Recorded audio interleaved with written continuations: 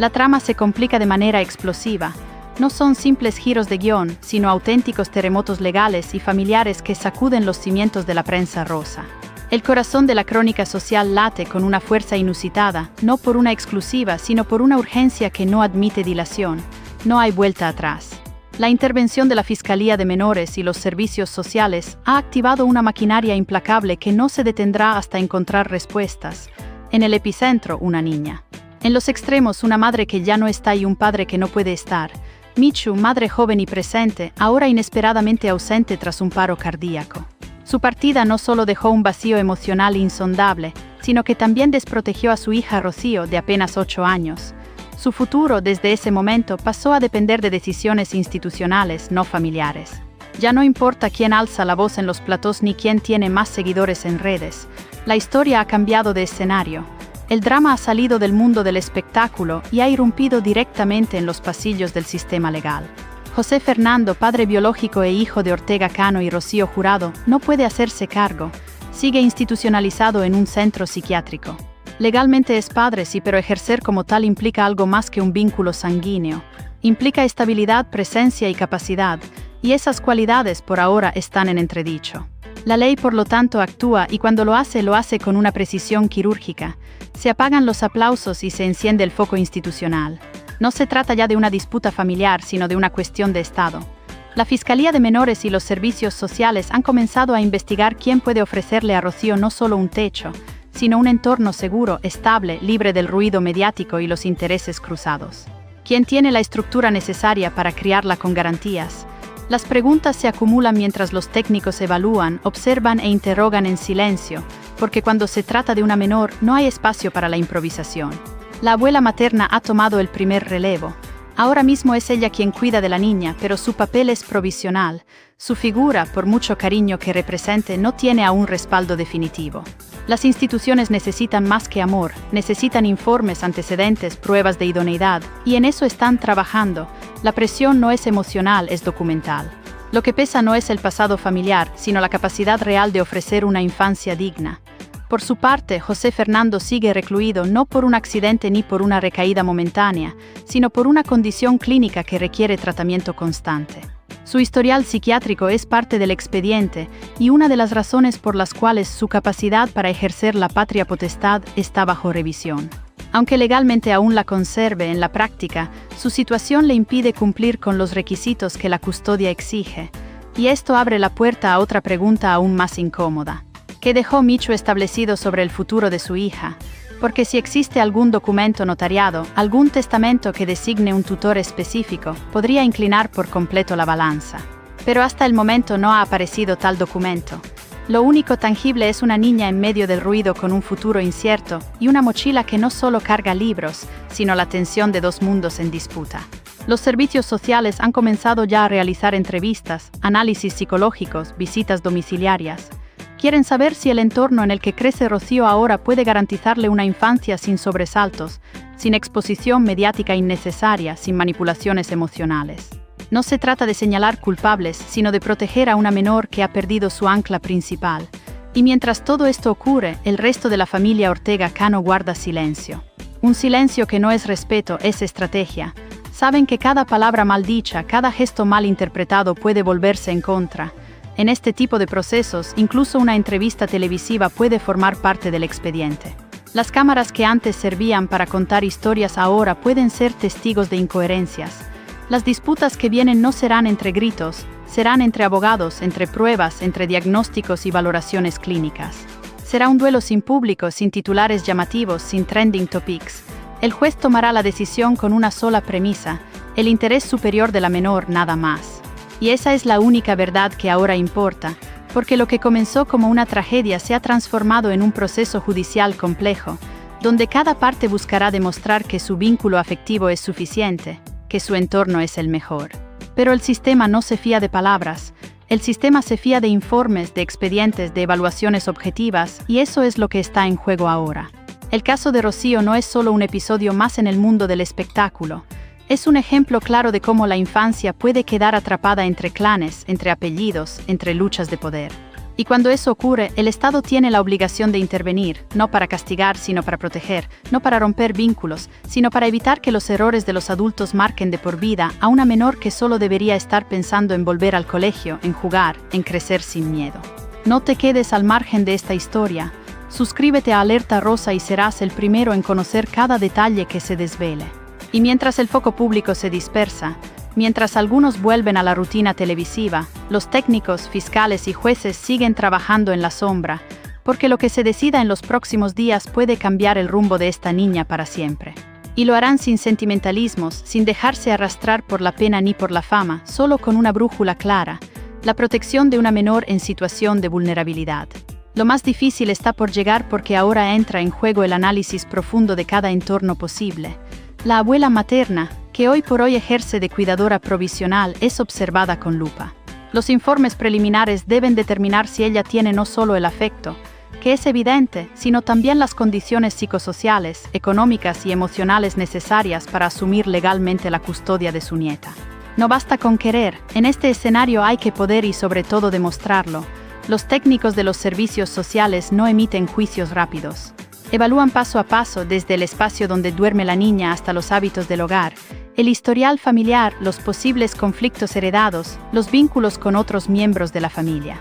Cada conversación es una fuente de información, cada silencio también lo es. Del otro lado, la familia paterna observa sin intervenir abiertamente, pero eso no significa que estén inactivos. No es la primera vez que el apellido Ortega Cano se encuentra bajo los focos, pero esta vez no es por escándalos, sino por una posible pérdida definitiva del contacto con una menor de su sangre. Y aunque hasta ahora su presencia haya sido tenue, no se descarta que busquen una vía para hacerse notar en el proceso, más aún si existen intereses que van más allá del afecto. Intereses de imagen, de reputación, incluso de control narrativo. Este es el momento de suscribirte a Alerta Rosa. No te pierdas ni un solo capítulo de esta impactante saga. Sin embargo, lo que ha despertado la mayor inquietud entre los profesionales del caso es la falta de previsión legal previa. Michu no dejó, al menos por ahora de forma oficial, ninguna constancia notarial de lo que quería para su hija. Ni un testamento, ni una carta registrada, ni siquiera un documento informal que sirviera de guía. Todo queda entonces a interpretación. Y en el sistema judicial las interpretaciones son peligrosas. Se prestan a disputas, a alegaciones cruzadas, a enfrentamientos de versiones. Y mientras todo eso ocurre, la niña sigue en una especie de limbo afectivo y legal.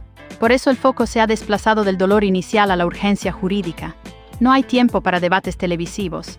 Lo que urge es garantizar que Rocío no siga siendo rehén de un entorno inestable, incierto y marcado por el ruido mediático, porque no se puede construir una infancia sana si la base son las especulaciones. A esto se suma la figura de José Fernando. Su condición médica lo deja en una zona gris. Por un lado, la ley aún lo reconoce como padre con patria potestad, pero por otro su estado psiquiátrico lo mantiene internado sin una alta próxima a la vista. Los informes médicos que maneja la Fiscalía ya sugieren que, aunque haya mejorías, su estabilidad no es lo suficientemente sólida como para asumir una custodia directa. No se trata de castigo, se trata de sentido común y protección, y ese punto es clave. El derecho del padre no está por encima del bienestar de la menor. José Fernando puede tener afecto, deseo, incluso voluntad, pero la ley necesita más que eso. Necesita garantías. Necesita que quien tenga la custodia sea una figura estable, capaz no solo en lo emocional, sino en lo funcional. Y hoy él no puede ofrecer eso.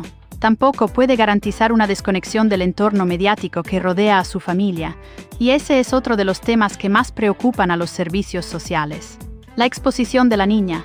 Su nombre ya empieza a circular. Su historia se repite en tertulias, en redes, en titulares, y eso para una menor es una vulneración de su derecho a crecer sin presión pública. En este contexto, el sistema no descarta ninguna opción. Incluso se empieza a contemplar una posibilidad que muchos evitarían mencionar en voz alta. Que el Estado asuma la tutela directa, no a través de una familia, sino de una institución. Un recurso extremo, sí, pero no inusual cuando el entorno familiar no ofrece garantías claras. Si las dos ramas, la materna y la paterna, entran en conflicto abierto, si ninguna logra demostrar su capacidad de forma indiscutible, el Estado puede intervenir con toda su fuerza. Y cuando eso sucede, se acabaron los apellidos.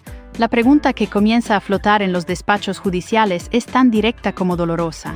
¿Está esta niña más segura dentro del sistema de protección que en manos de su propia familia?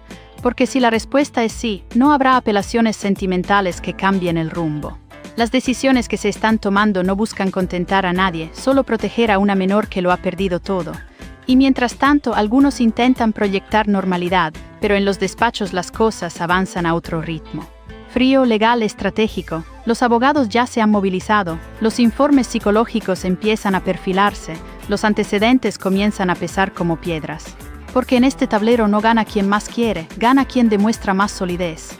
Porque lo que viene no es un simple trámite. Es una evaluación integral en la que intervienen psicólogos forenses, trabajadores sociales, técnicos de infancia, abogados especializados en familia y representantes del Ministerio Fiscal, cada uno con una función, cada uno con una responsabilidad ineludible. Determinar qué es lo mejor para una menor de 8 años que ya ha sido expuesta más de la cuenta a una presión que no le pertenece. No pierdas el hilo de esta trascendental historia. Suscríbete a Alerta Rosa y activa las notificaciones para ser el primero en enterarte de cada giro inesperado. El expediente de Rocío crece día a día. No es solo una carpeta, es una historia viva con documentos que se suman, testimonios que se cruzan, contradicciones que surgen y líneas de investigación que se abren. Y cuanto más se ahonda en el entorno, más difícil se vuelve sostener esa idea de que hay una única salida evidente. No la hay. Ni la familia materna ni la paterna tienen el terreno despejado y en medio de todo, el nombre que resuena una y otra vez es Fiscalía de Menores y Servicios Sociales. No como una amenaza, sino como el actor que ya lidera el proceso. Sus movimientos no se anuncian en ruedas de prensa ni en redes sociales. Se dan en despachos cerrados, se comunican con oficios, se construyen con evidencias, y lo que se decida aquí no se podrá revertir fácilmente.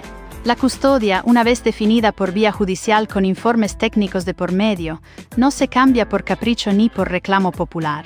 El caso, aunque de momento se tramita con confidencialidad, se ha convertido en una bomba silenciosa. Los medios apenas arañan la superficie de lo que está ocurriendo, pero entre bambalinas los movimientos son constantes.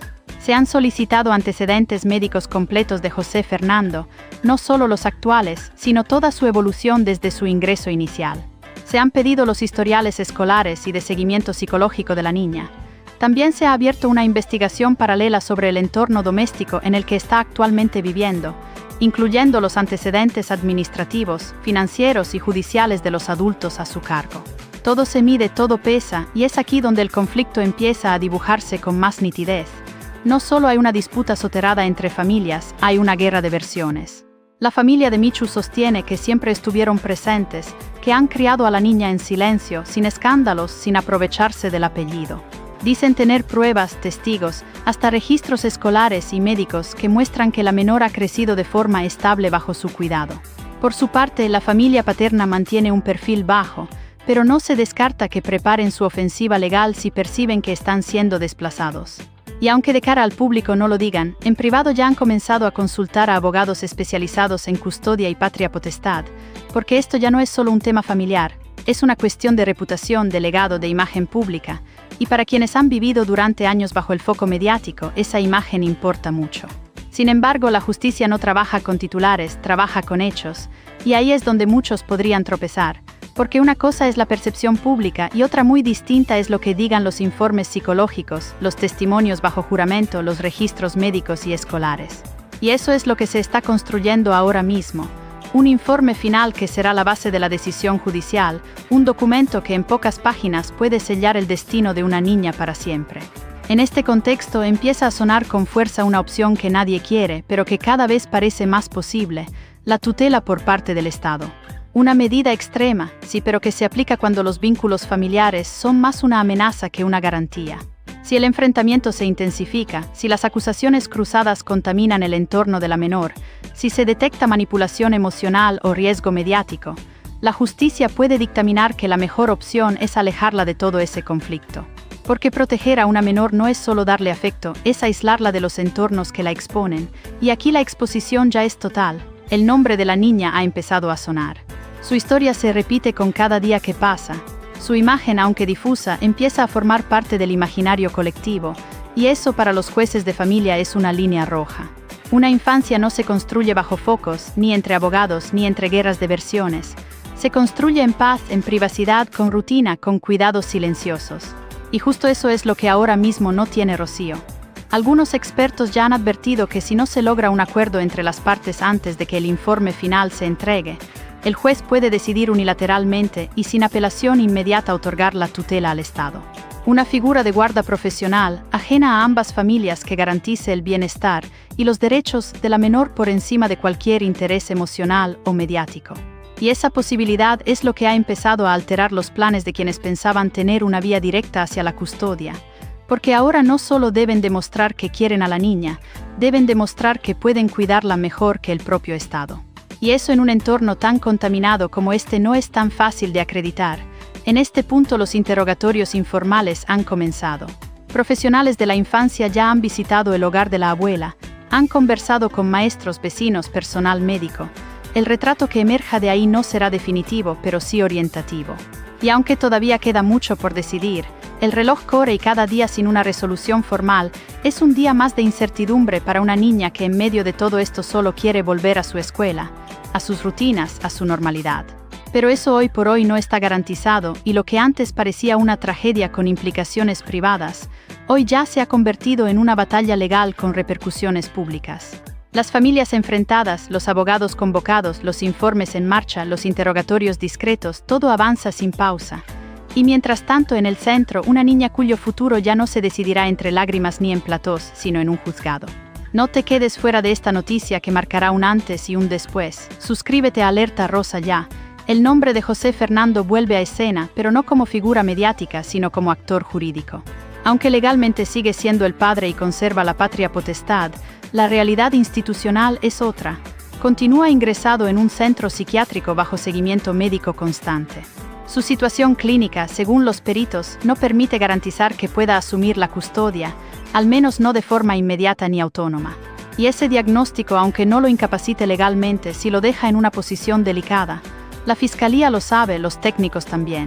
Por eso el debate sobre la suspensión temporal de la patria potestad ha comenzado a agitar las aguas, una medida excepcional pero no improbable en este contexto. Si se dicta, su rol como padre quedaría reducido a un plano simbólico hasta nueva revisión judicial, lo que tendría consecuencias graves, no solo en lo legal, sino en lo emocional para toda la familia paterna. Por otro lado, el entorno materno insiste en su legitimidad para continuar con la tutela provisional. La abuela, que hoy tiene a la niña en su casa, asegura contar con las condiciones adecuadas para ejercer de tutora. Pero el informe aún no se ha cerrado. Los servicios sociales siguen evaluando y lo que determinarán no será solo su capacidad emocional, sino su estabilidad económica, su estructura de apoyo, su entorno educativo y su historial familiar. Y mientras este análisis continúa, las tensiones crecen. Algunos medios ya hablan de reuniones a puerta cerrada entre los abogados de ambas partes. Otros insinúan presiones mediáticas para inclinar la balanza emocional, y en paralelo la Fiscalía se mantiene en silencio, no emite comunicados, no filtra nada, solo trabaja. Observa, cruza datos, toma nota porque su informe, cuando se entregue, tendrá un peso mayor que cualquier testimonio familiar. El conflicto ya no es solo legal. Es una lucha por el relato, por el control del discurso, por quién representa mejor el interés superior del menor. Pero ese interés no se define con buenas intenciones, sino con criterios medibles, con realidades objetivas. Y en ese terreno el afecto no siempre basta. Hay que demostrar capacidad, entorno seguro, estabilidad emocional y ausencia de toxicidad mediática.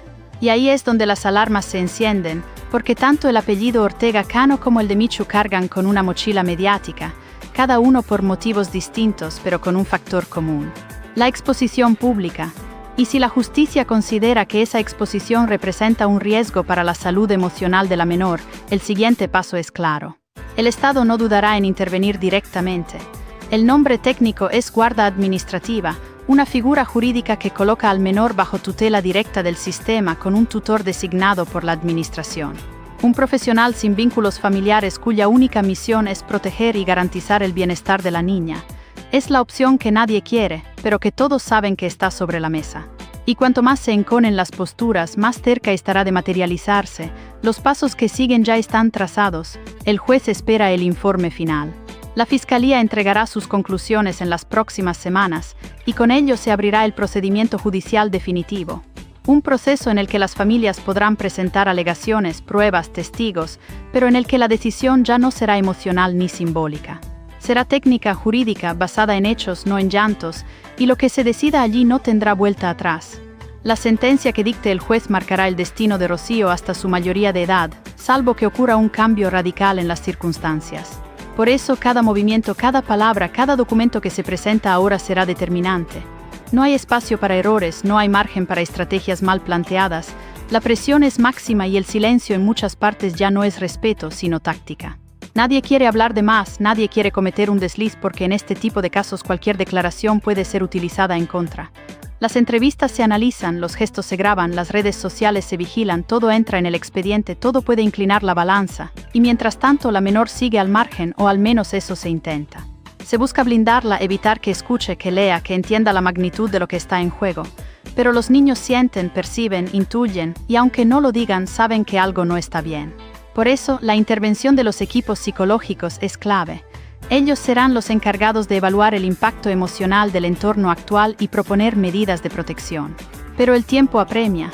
La tutela provisional no puede sostenerse indefinidamente y si no se alcanza una resolución clara, el Estado podría actuar de oficio para garantizar la estabilidad de la menor. Esa decisión sería definitiva porque cuando el Estado asume el rol de tutor, lo hace con autoridad total. Todo esto nos lleva a una única conclusión. El desenlace está cerca, pero aún no está escrito. Las piezas se siguen moviendo, la tensión aumenta y la última palabra, como siempre, la tendrá el juez. Y en esta fase final, cada segundo cuenta, cada paso, cada palabra, cada silencio cobra un peso que puede inclinar la balanza para siempre. Porque ya no se trata solo de quién tiene derecho, sino de quién tiene razón desde los ojos de la ley. Y esa mirada, la de la justicia, no se nubla con lágrimas ni se deja conmover por linajes. Los focos por ahora están apagados, pero los despachos arden. En los tribunales los documentos se acumulan, los abogados afinan sus estrategias y en el centro de todo un informe definitivo que aún se elabora, pero que será el detonante de la sentencia. Un informe que analizará si hay estabilidad, si hay afectos sin manipulación, si hay entornos sin toxicidad mediática, si hay una verdadera posibilidad de ofrecer a la niña algo tan básico como la paz. No dejes que te lo cuenten, suscríbete a Alerta Rosa para estar al tanto de todas las novedades. Mientras tanto, fuera de cámara, las familias cruzan miradas, unos con rabia contenida, otros con miedo disfrazado de serenidad. La presión es brutal porque todos saben que este proceso no solo define un futuro, también puede marcar un precedente. Si la Fiscalía y los servicios sociales dictaminan que ninguno de los entornos familiares es adecuado, la custodia pasará al Estado, y eso para muchos sería el mayor de los fracasos. En esta etapa los jueces ya no quieren oír promesas, quieren hechos, quieren pruebas, y por eso lo que digan los informes psicológicos será decisivo. El entorno emocional de la menor está siendo evaluado con lupa. Sus rutinas, su respuesta emocional ante los cambios, su vínculo con cada adulto implicado. Todo eso sumado a los antecedentes, a los historiales clínicos, al entorno familiar ampliado, porque este proceso no se construye solo sobre afecto, sino sobre certezas. Y mientras eso ocurre, la figura de Michu sigue presente como una sombra que lo cambia todo.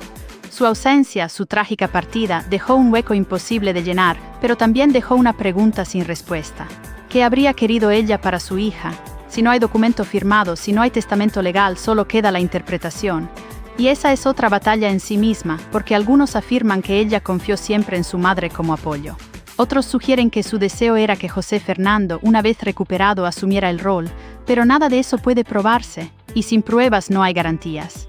Es ahí donde se refuerza el papel del Estado. Porque si no hay voluntad expresa de la madre, si el padre no puede ejercer, y si la familia ampliada no logra un consenso ni demostrar idoneidad completa, el Estado tiene no solo el derecho, sino la obligación de intervenir. Y esa intervención ya se contempla en el escenario más probable. Una decisión así no se toma a la ligera. Implica apartar a la menor de todo su entorno conocido, colocarla bajo tutela profesional en un hogar temporal o institucional donde lo emocional queda en segundo plano. Es duro, es frío, pero es legal, y si la ley lo dicta no habrá opción. La pregunta que queda en el aire no es quién la quiere más, es quién puede cuidarla mejor, quién puede ofrecerle un futuro estable, lejos del ruido, lejos del escándalo, lejos de los focos que siempre la han rodeado sin pedirlo. Porque ella no eligió nacer en esta familia. No pidió cámaras, ni titulares, ni juicios públicos. Solo es una niña y su vida se está decidiendo en despachos donde el amor no basta, donde la historia pesa pero no manda. El nombre de José Fernando seguirá en el expediente. Su historia clínica será determinante. Si en el futuro logra demostrar una recuperación completa, podría reclamar su derecho como padre. Pero ese es un camino largo, y hoy el reloj corre en otra dirección. El presente de su hija no puede esperar. La infancia no se pausa por procesos terapéuticos y la familia de Michu, aunque hoy tenga la menor en casa, sabe que no hay garantía. No basta con ofrecer refugio temporal, tienen que demostrar solidez a largo plazo, coherencia, estabilidad emocional, económica y mediática. Cualquier fisura puede ser el argumento que incline al juez a decir, no es suficiente, lo que muchos temían ya es casi una certeza. Esta batalla legal se resolverá en los próximos días. El informe de la Fiscalía está cerca de completarse. Los equipos de servicios sociales han terminado gran parte de sus entrevistas y valoraciones, y cuando ese documento se entregue, el juez lo leerá con la seriedad que el caso exige. Después se abrirá una vista oral donde las partes expondrán sus argumentos. Pero atención, esa audiencia no será pública, no habrá cámaras, no habrá plató, será una sala cerrada con presencia de psicólogos, fiscales y abogados, porque este ya no es un espectáculo, es un procedimiento judicial donde el único interés válido es el de la menor y cuando esa sentencia se dicte, ya no habrá vuelta atrás. Será el final de esta etapa, aunque quizá el inicio de otra más larga y compleja, porque lo que viene después es la vida real, convivencia, crianza, estabilidad, todo lo que nunca se garantizó en estos años de ruido, exposición y tragedia. La niña, la verdadera protagonista silenciada, será quien viva con las consecuencias. Y por eso este proceso debe ser impecable, porque de él depende su salud emocional, su seguridad, su futuro. No puede fallar, no puede estar influenciado por apellidos, ni por las presiones familiares, ni por promesas vacías. El sistema en marcha, la maquinaria no se detiene. El destino de Rocío está a punto de definirse, y lo que empezó como un drama mediático termina como una lección brutal sobre lo que significa proteger a un menor. Así cierra esta historia que más que escándalo es tragedia moderna, un choque entre emoción y ley, entre fama y responsabilidad. Y mientras los aplausos se apagan y las cámaras se alejan, la justicia en su silencio implacable escribirá el último capítulo. Porque al final lo único que importa es que esa niña tenga un hogar, uno real, uno que no sea de titulares. La verdad está a punto de salir a la luz. Suscríbete ahora a Alerta Rosa para ser el primero en conocer cada impactante revelación y no perderte ni un solo detalle de este caso, que está cambiando el panorama judicial para siempre. Te esperamos para desvelarte lo que nadie más se atreve a contar.